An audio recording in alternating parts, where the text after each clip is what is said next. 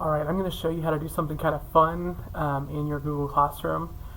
You know, a lot of our kids, their whole lives are on their phone or on their devices, and emojis and bitmojis and things like that are just part of their everyday life. So I thought if there was a way to incorporate emojis into the Google Classroom, it can make it more fun and useful. It's not hard to do, so I'm going to show you a simple way that you can add these to your Google Classroom.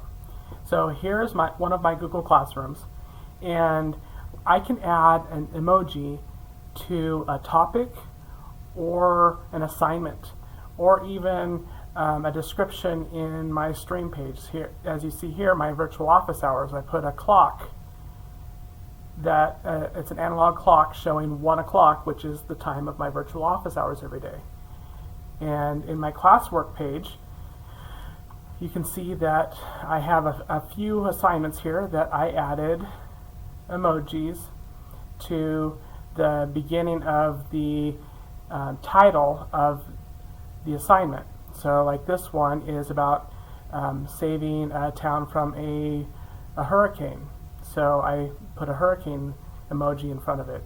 All of my U.S. government, state government assignments, I have this classic building that looks like a courthouse in front of it. The science assignments that are about Watery Planet, I have an emoji of a planet that's showing the Pacific Ocean. It's very, very simple. So here's what you'll need. So you'll need to go to a website and bookmark this. It's Get Emojis or emojipedia.org. Bookmark that. And this website is a list of emojis that work across platforms.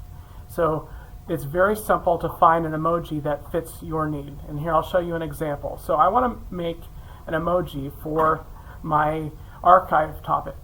So I'm going to open Emojipedia and I'm going to search for a folder because I want my my archive topic to have a file folder.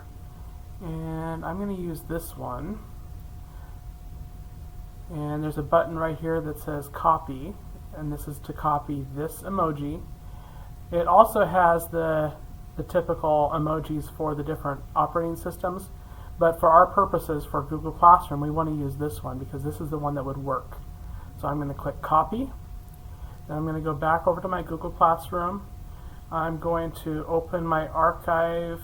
I'm going to rename it, and I'm going to use the hotkey Control V like Victor to paste. I'm going to give it an extra space in there, and then I'm going to click rename. And then once that refreshes, I will have a folder in front of my archive topic. It works in a similar way if I want to add an emoji to the beginning of a assignment. Let me give an example here. Let's do the Social Studies Bill of Rights.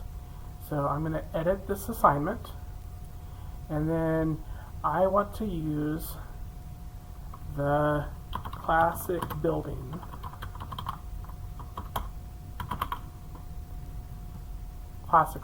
Sorry. I'm going to use this emoji, so I'm going to copy that. And I'm going to go back to this assignment, and I'm going to paste it at the beginning with Control V, and I'm going to save it. The reason I like doing this for my assignments is that it's a visual representation of what this assignment is about. So, for instance, if my students are scrolling through their Google Classroom, they can see this icon and know that this has to do with U.S. government. So if they're looking for a U.S. government assignment, they can find it. If they're scrolling through and looking for the Watery Planet assignment, they can see it here. Oh, this one is the hurricane, so this is saving a town from a hurricane. It makes it just another way for students to see quickly and make a connection of what that assignment is in the classroom. And you can do this with all of these topics also.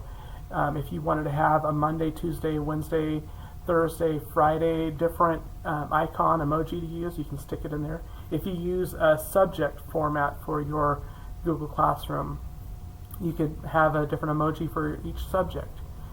So it's just another way to make your classroom a little bit more fun, a little bit more engaging, and it also serves a purpose to keep things organized.